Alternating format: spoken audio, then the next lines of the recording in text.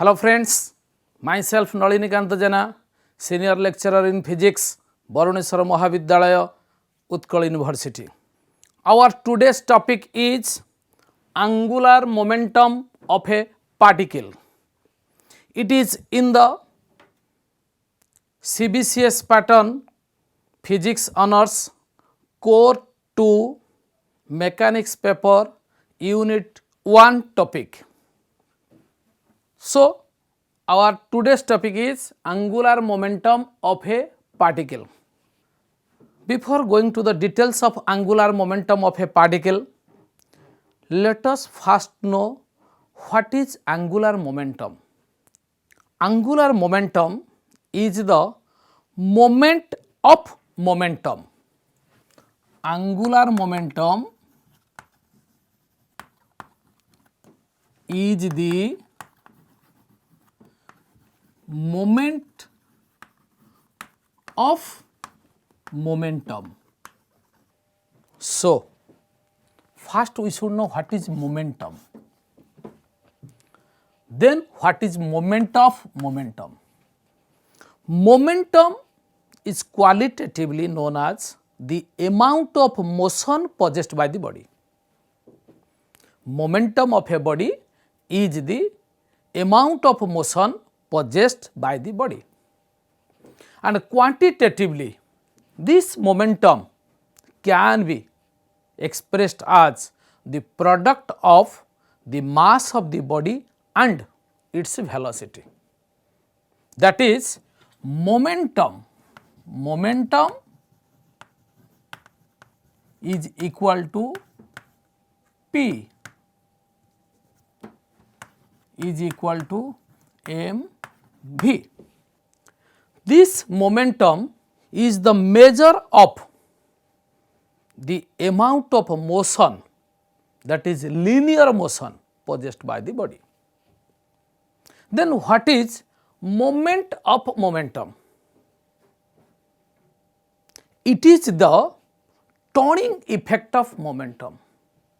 That is, moment of momentum is the rotational effect of momentum.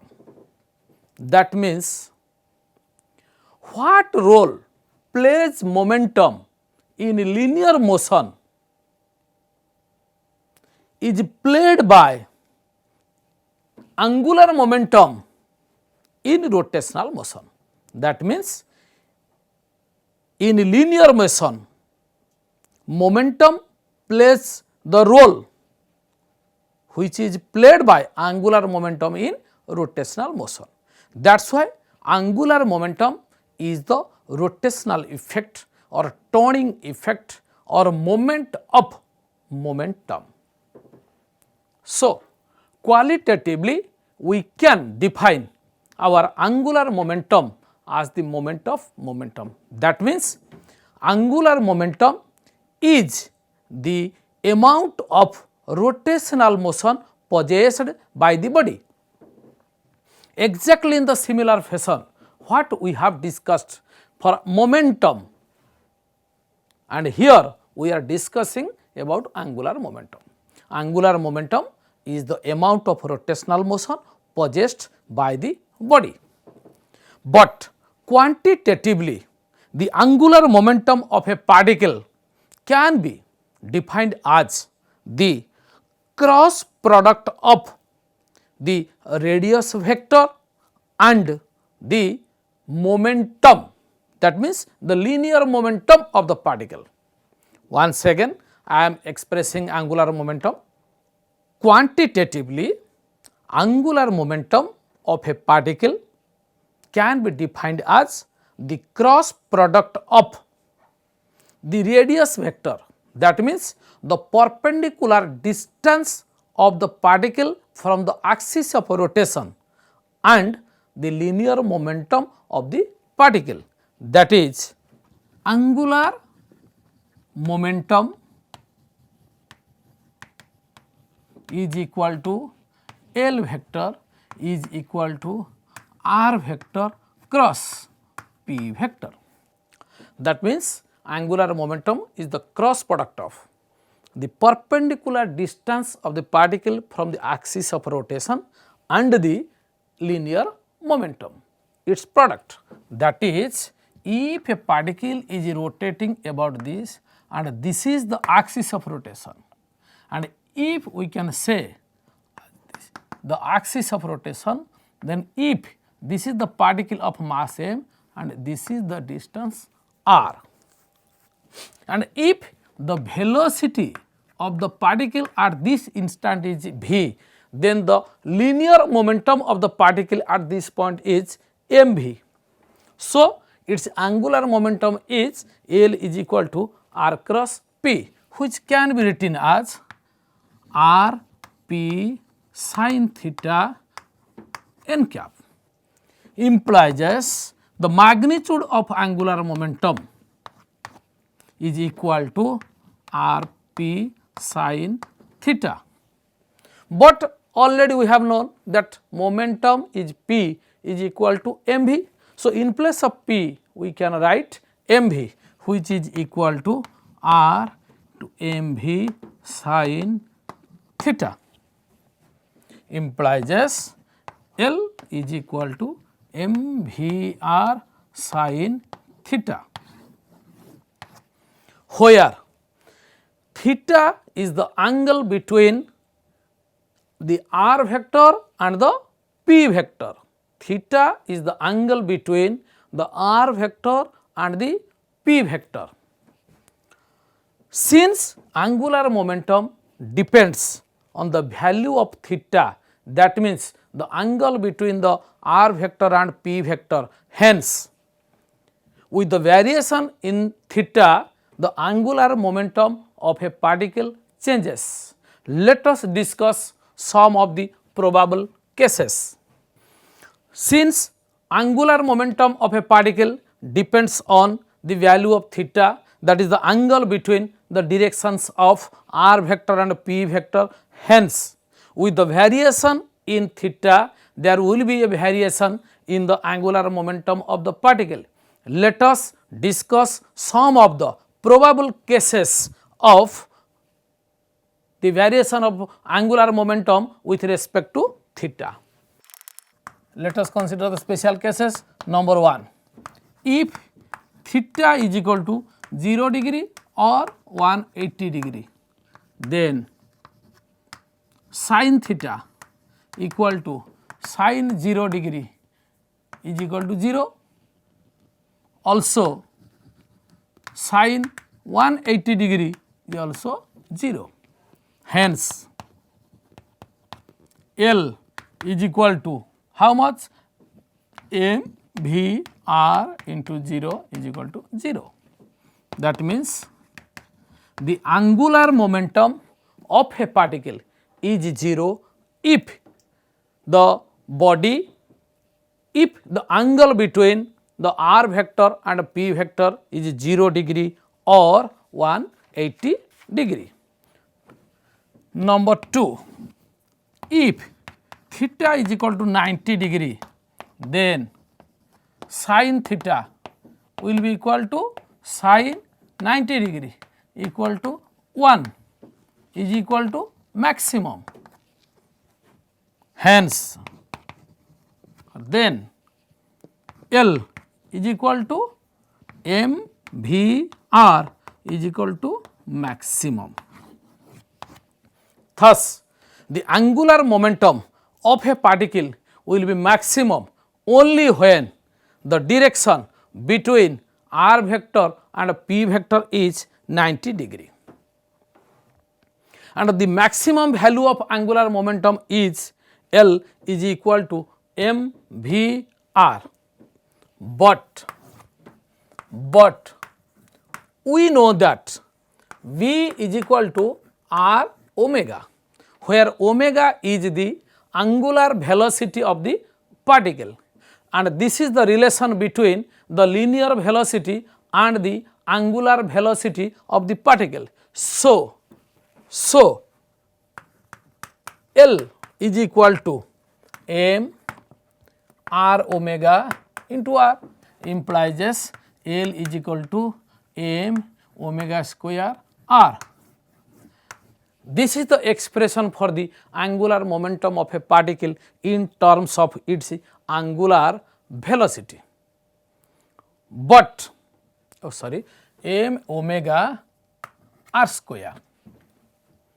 But this can be further written as L is equal to m r square into omega.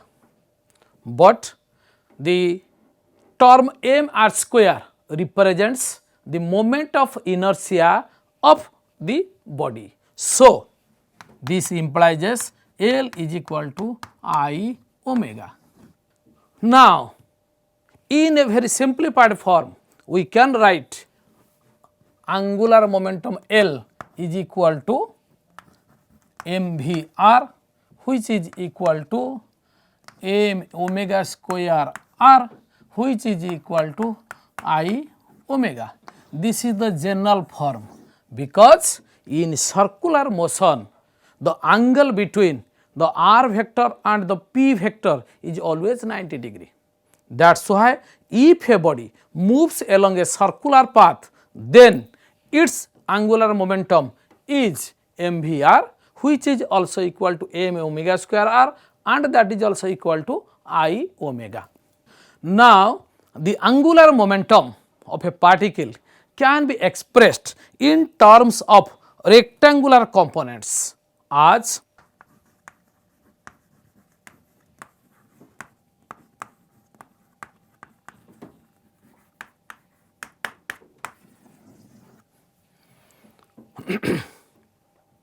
now we can express the angular momentum of a particle in terms of its rectangular components. Okay. Let us write, if r vector is the position vector of the particle from the axis of rotation, then it can be expressed in terms of its rectangular components as r vector is equal to x I cap plus y j cap plus z k cap, where x, y and z are the coordinates of the particle moving along the circular path, and p vector can also be expressed in terms of its rectangular components as px I cap plus py j cap plus pz k cap. Now, angular momentum of the particle can also be written as L vector is equal to Lx I cap plus Ly j cap plus Lz k cap, where Lx, Ly and Lz are the rectangular components of angular momentum L along x axis, y axis and z axis respectively. Now, we have to express angular momentum in terms of rectangular components. That means, what we know? We know that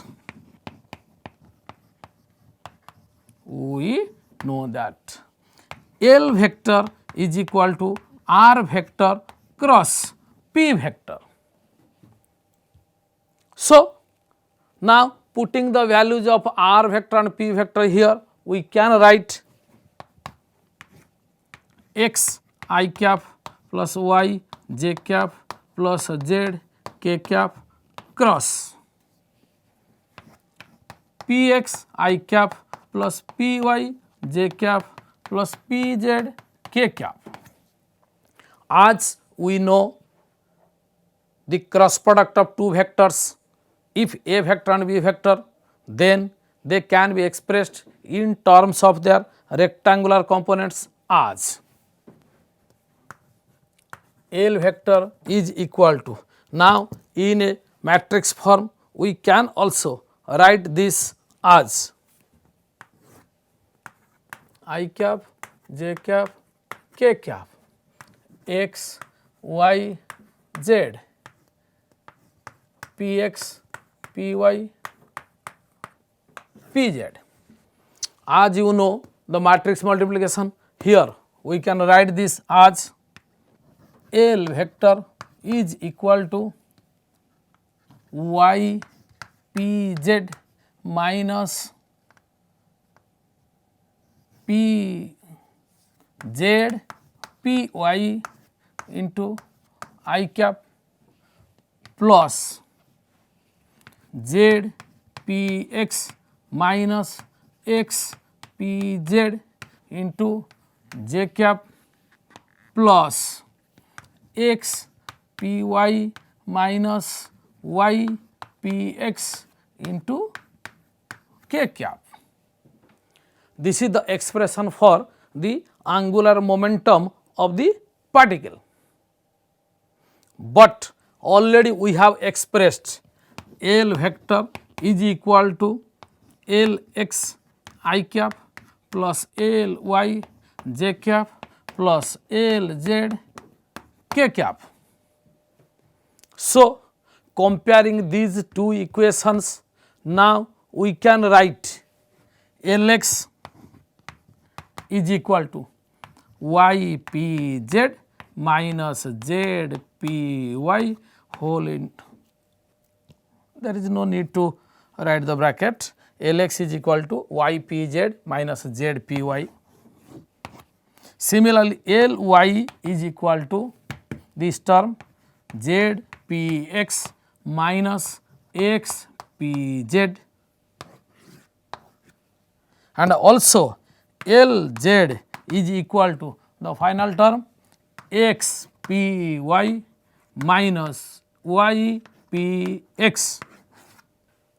These are the components of the angular momentum of a particle along x axis, y axis and z axis respectively. Here we have discussed what is angular momentum, how it is expressed mathematically, and how this angular momentum of the particle becomes maximum under what condition. Then we have expressed the angular momentum in terms of rectangular components. Now, this angular momentum can also be expressed in terms of torque acting on the particle. But before going to have the relation between the angular momentum and the torque acting on it, let us first have a brief discussion regarding torque.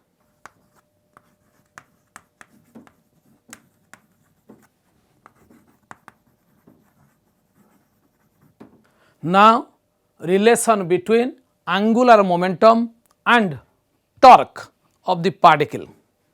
So, before going to this, we should know what is torque. Exactly in the similar way as we have discussed angular momentum, which is the rotational effect of linear momentum, that means the turning effect or the moment of momentum. Exactly, now we can also define torque as the rotational effect of force. That means torque is the moment of force which can be expressed mathematically as torque, whose symbol is tau, is equal to r vector cross f vector. That means mathematically torque can be expressed as the cross product of the perpendicular distance of the particle from the axis of rotation and the force acting on the body.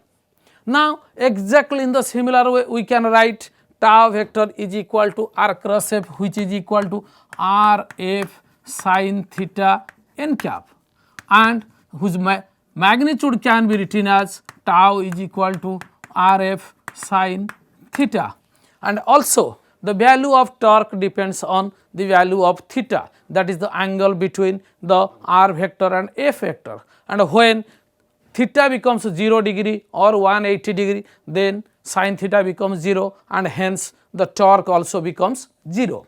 But when this theta becomes 90 degree, then sin theta, when theta becomes 90 degree, then sin theta is equal to sin 90 degree is equal to 1, which is its maximum value. So, the torque also becomes tau is equal to Rf equal to maximum. Now, this torque can be expressed in terms of angular momentum, and which will be termed as the relation between angular momentum and torque acting on the body. You must have remembered the case of Newton's second law of motion, in which there is a mathematical relation, very popular mathematical relation, everybody knows it, that is F is equal to ma, where F is the force acting on the body and m is the mass of the body, where a is the acceleration of the body. Then according to Newton's second law of motion, this is also known as F is equal to ma, and the exact version of this Newton's second law of motion is F vector is equal to dp by dt. That means the time rate of change of momentum is equal to the force applied on it, and this is the case of linear motion, and this is the mathematical form of Newton's law in linear one dimensional motion. But if we will consider the case of rotational motion, then there also we can apply Newton's second law of motion, and in that case your force becomes torque, because torque is the rotational effect of a force, and your momentum becomes angular momentum L vector, which is the rotational effect of a momentum vector, and we can also write this term as L tau vector is equal to dl by dt. Let us derive how this relation is possible. We know that L vector is equal to R vector cross P vector. Now, differentiating both the sides with respect to time, we can write dl by dt, which is equal to d by dt of R vector cross P vector. Now, these two terms can be expressed as R vector cross dp by dt plus dr vector by dt cross P vector. This is equal to R vector cross F vector, because here we have written F vector is equal to dp by dt. So, here in place of dt by dt we have taken F vector plus dr vector by dt, and dr vector by dt is nothing but your velocity. So, this can be written as v vector cross P vector, but we know that this P vector is nothing but the product of mass and velocity. That is why here in place of P we can write mv vector, mv vector. So, now this equation becomes as dl by dt is equal to R vector cross F vector plus v cross mv vector, but previously we know that the cross product of any vector with itself produces a null vector. That means, if a vector is crossed with a vector, then the result will be null vector. That means, a vector cross a vector is equal to 0 vector or a null vector. Similarly, now here v vector cross mv vector, but m is a scalar quantity, can be taken outside. So, this term will become as m v vector cross v vector, and the value of a v vector cross v vector will be equal to how much? Will be equal to 0. So, this term vanishes and this becomes as only R vector cross F vector.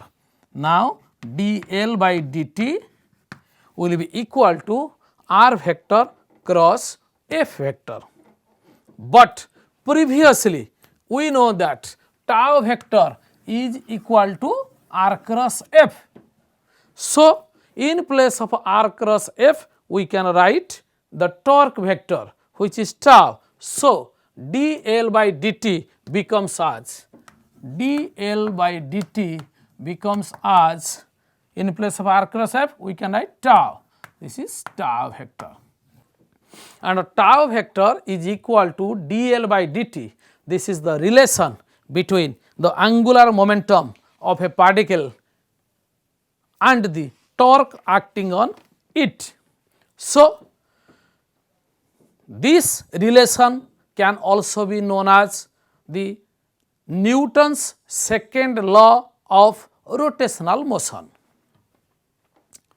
Now, we are able to have an idea regarding angular momentum of a particle and the relation of angular momentum with a torque. So, from this discussion we can conclude that angular momentum is a vector quantity, and since this angular momentum is the cross product of r and p, so its dimensional formula can be expressed as m1 L2 t minus 1. That is, now we can write the important notes for angular momentum of a particle. The number one is, it is a vector quantity.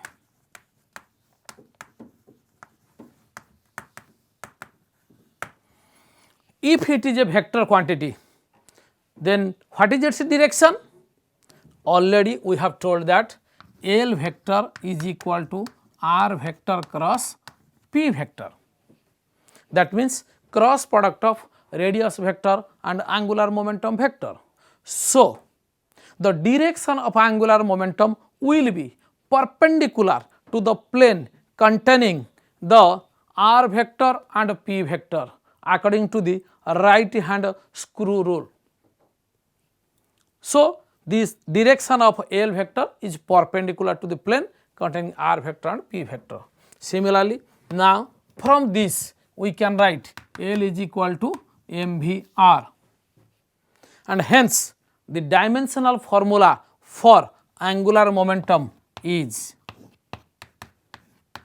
m to the power 1 L to the power 2 t to the power minus 1, and hence its units can be written as, number 1 in CGS it will be gram centimeter square second inverse, number 2 in SI this is kg meter square second inverse, and thirdly in FPS system its unit can be written as pound foot square second inverse. And it is all about our angular momentum of a particle. Now, let us calculate the angular momentum of a system of particles.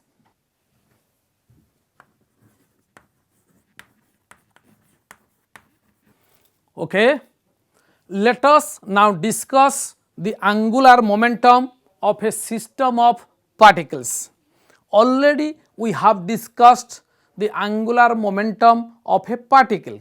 Now, to have an idea regarding the angular momentum of a system of particles, what we have to do? Let us first consider a system of particles.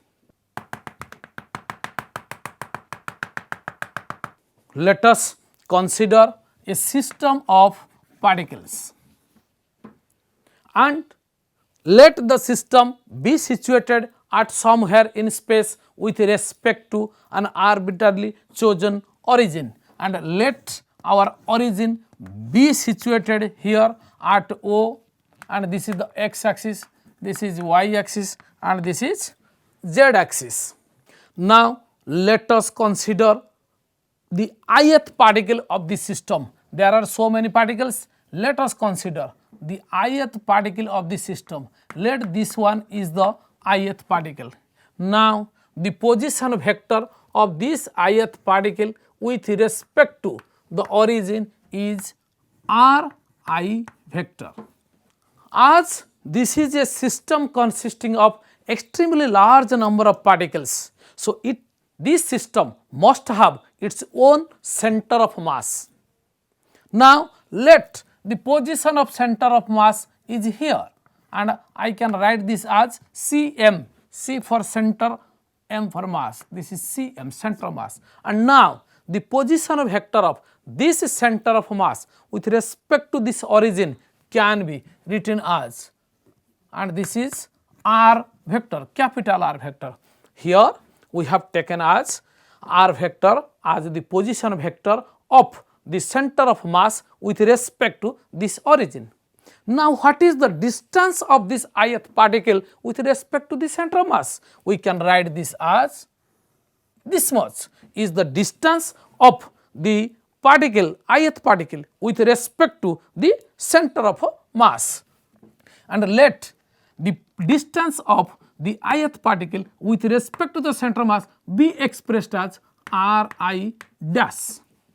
Now, applying the triangle law of vector addition, we can write here as R vector plus this Ri dash vector is equal to Ri vector, where R, capital R vector is the position vector of the center of mass of the system, Ri dash vector is the position vector of the ith particle with respect to the center of mass, and small ri vector is the position vector of the ith particle with respect to the origin O.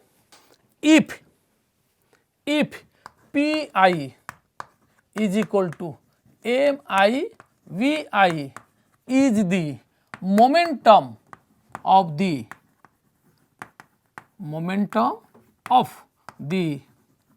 ith particle,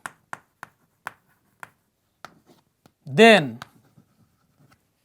the corresponding angular momentum of the ith particle can be expressed as Li is equal to Ri cross Pi, because just previously we have discussed that the angular momentum of a particle is the cross product of its R vector and P vector. The total angular momentum of the system of particles can be expressed as the sum of the individual angular momenta of each particle. That means, for the first particle we can write the angular momentum as L1 is equal to R1 vector cross P1 vector. Similarly, for the second particle, this can be written as L2 vector is equal to R2 vector cross P2 vector. And in the similar way, we can write the angular momentum of the nth particle as Ln vector is equal to Rn vector cross Pn vector. Now, the total angular momentum of the system of particles will be equal to the sum of the angular momenta of the individual particles. That means, L vector is the total angular momentum of the system of particles will be equal to L1 vector plus L2 vector plus up to Ln vector. But we have mentioned here L1 vector will be R1 cross P1 vector and L2 vector is R2 cross P2. So, here we can write this as R1 vector cross P1 vector plus R2 vector cross P2 vector plus dot dot up to Rn vector cross Pn vector. And as these cross product terms are added together, hence in a very general form we can write the total angular momentum of the system of particles can be L vector will be equal to summation I is equal to 1 to n Ri cross Pi vector. Here we have expressed the total angular momentum of the system of particles in terms of the R vector and Pi vector. But here we have expressed Ri vector as capital R vector plus Ri dash vector, where capital R vector is the position vector of the center mass with respect to the origin, and Ri dash vector is the position vector of the ith particle with respect to the center of mass. Now, in place of Ri vector in the expression for the total angular momentum, we can write Ri vector as capital R vector plus Ri dash vector. That is, now putting the value of Ri vector from this equation, we can write L vector is equal to sum over I is equal to 1 to n R vector cross Ri dash vector, R vector plus Ri dash vector cross Pi vector. Now, this term can be expanded as sum over I is equal to 1 to n R cross Pi plus sum over I is equal to 1 to n Ri dash cross Pi. Also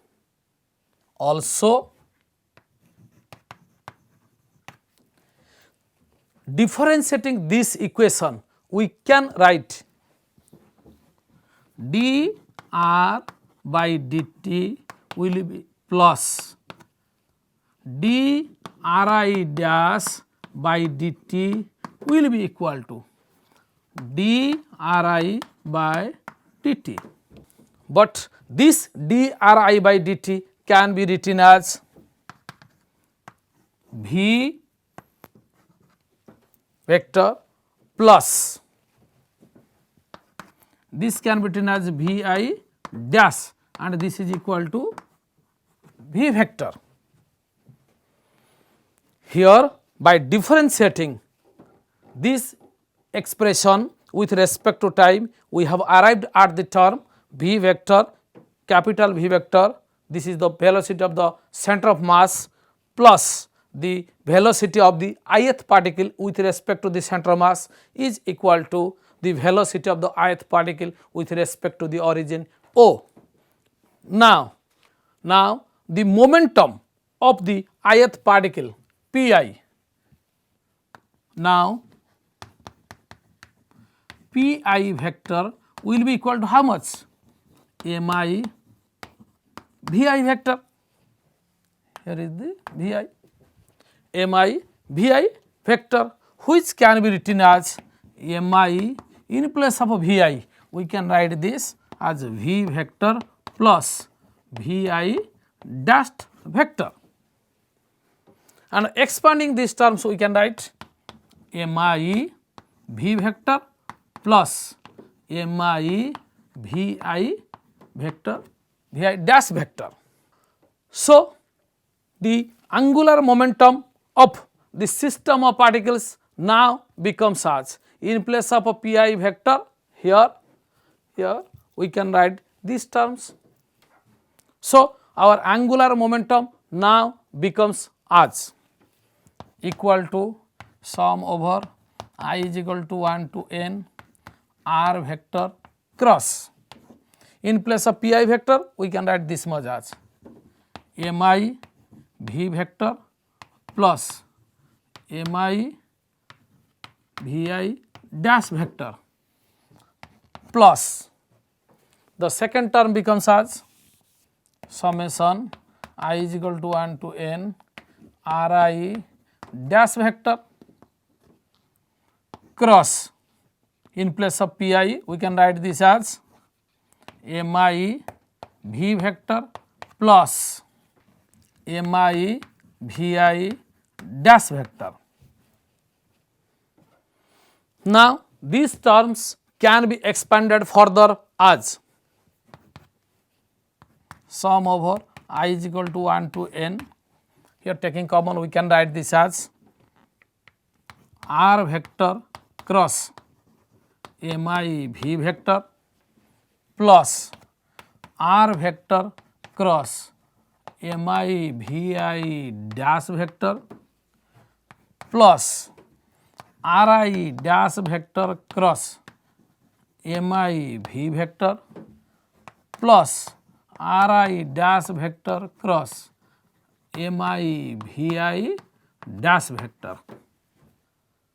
and these terms can be further expressed as, now further expanding this equation, we can write L vector is equal to sum over I is equal to 1 to n Ri dash cross Pi vector dash plus R vector cross summation of I is equal to 1 to n Pi dash vector plus sum over I is equal to 1 to n Ri vector cross Mi V vector. And now this Ri cross Pi dash vector will be L of the center of mass, and this can be written as R cross P will be L of the center of mass, and this will be 0 plus this is L Cm center of mass plus summation I is equal to 1 to n Ri cross Mi V, and hence we can now write this as L vector is equal to L center of mass plus sum over I is equal to 1 to n Ri cross Mi V. But in our discussion about the center of mass, we have found that R vector is equal to 1 by m sum over I is equal to 1 to n Mi VIE, which implies Mi Ri, which implies Mi Ri sum over I is equal to 1 to n is equal to m R, and in place of this sum over Ri Mi Ri, here Mi Ri we can write this as m R. So, this L becomes as L is equal to L center of mass plus this is m R cross V, m R cross V. But this can be further written as L Cm cross R vector cross M V vector, which implies L vector is equal to L Cm plus R cross M V is nothing but P. So, the total angular momentum of a system of particles is equal to the sum of the angular momentum of the system of the center of mass and the angular momentum of the particle with respect to the origin. That means L vector is equal to L Cm plus R cross P. Here we have discussed about the total angular momentum of a particle, of a system of particles, and we have related here the angular momentum with the torque acting on it, and here we have finished the discussions regarding momentum of a particle and the system of particles. Many thanks to you.